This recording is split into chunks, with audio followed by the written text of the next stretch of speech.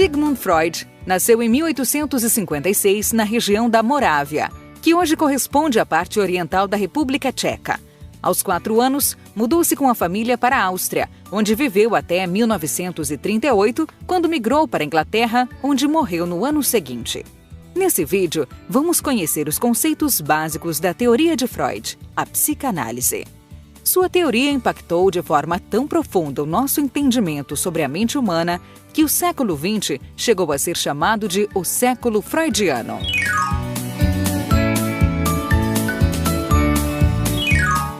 Nossos processos mentais, segundo Freud, ocorrem de forma encadeada, ou seja, nenhum pensamento, sentimento ou lembrança acontece isoladamente, por acaso, como se surgisse do nada. Não. Mesmo que às vezes alguns pensamentos ou sensações pareçam surgir espontaneamente, existem elos ocultos que ligam esses eventos mentais a outros que ocorreram antes. De acordo com Freud, a vida mental se desenvolve assim, de forma contínua, mesmo que as pessoas não estejam conscientes dessa continuidade entre os seus pensamentos e sentimentos.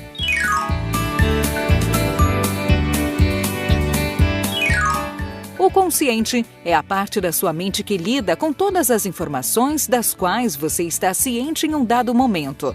Agora, por exemplo, o seu consciente está ocupado em dedicar atenção a esse vídeo, em tentar estabelecer relações entre as informações novas e as informações que você já tinha sobre o assunto, em verificar se o som do vídeo está em um volume confortável, enfim. O consciente agrega as informações às quais você dirige sua atenção de forma intencional, num dado momento. Mas o consciente é apenas a ponta do iceberg, ou seja, é uma pequena parte da sua mente. Existem outras partes menos expostas, as quais Freud chamava pré-consciente e inconsciente.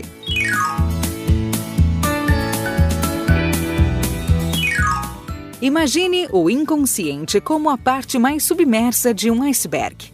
Lá ocorrem processos mentais que nunca foram conscientes e que não podem ser acessados pelo consciente, a não ser em situações excepcionais.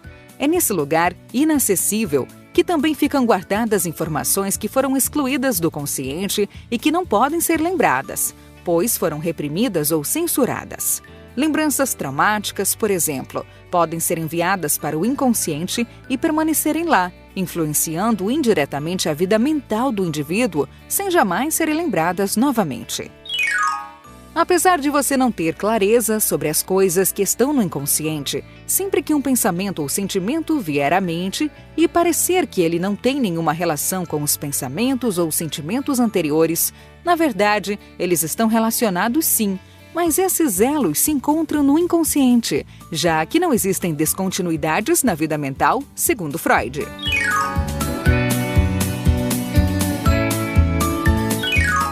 O pré-consciente é uma porção do inconsciente que facilmente se torna consciente. Então, ele seria o equivalente àquela parte do iceberg que está imediatamente abaixo do nível da água e que é facilmente acessível.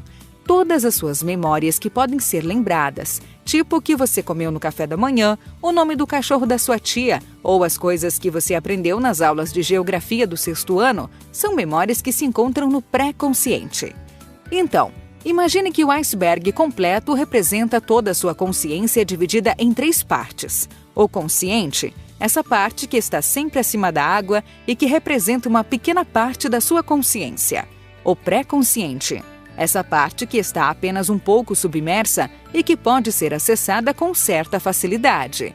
E o inconsciente, a parte profundamente submersa da sua consciência e que jamais esteve acima do nível da água.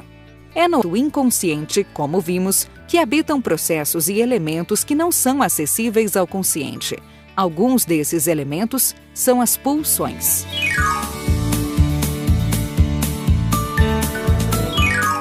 Os termos pulsão, instinto e impulso às vezes são usados como sinônimos por alguns autores ao traduzirem os textos de Freud.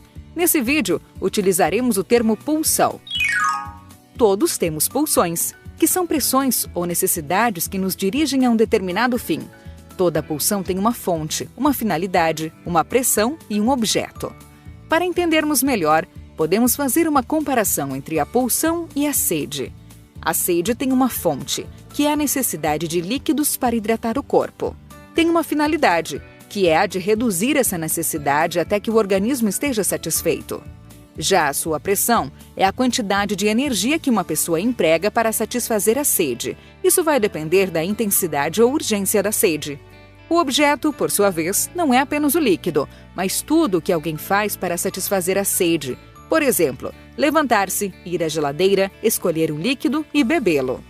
Apesar da comparação, a sede é uma necessidade fisiológica. Já a pulsão é uma necessidade psíquica e, ao mesmo tempo, orgânica. Ela está ali na fronteira entre o mental e o físico. Toda a diversidade de pulsões foi organizada por Freud em 2 tipos básicos: pulsão de vida e pulsão de morte. Pulsão de vida é toda a demanda interna que nos leva a buscar o prazer, a criar, a realizar projetos. Pulsão de morte é aquela demanda que nos conduz à busca do isolamento, da estagnação e a atos de destruição e morte. Essas pulsões mantenedoras da vida e incitadoras da morte residem em todos nós em conflito permanente e não resolvido. E a maior parte dos nossos pensamentos e ações é resultado não de apenas uma dessas forças, mas de uma combinação das duas.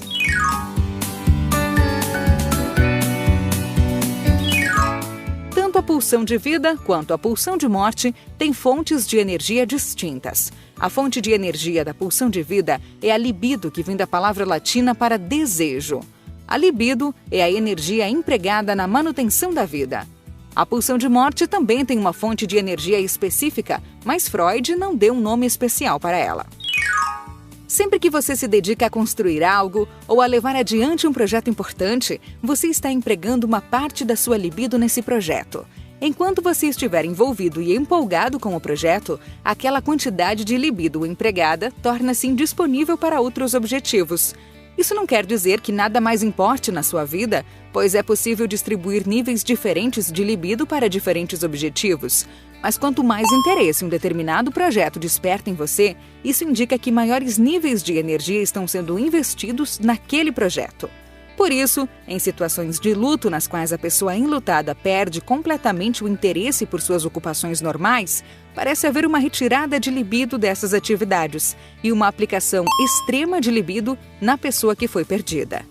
Bom, a gente ainda vai falar muito sobre Freud, psicanálise e educação nessa série, mas esse primeiro vídeo sobre os conceitos básicos vai ficando por aqui. Eu vejo você no próximo.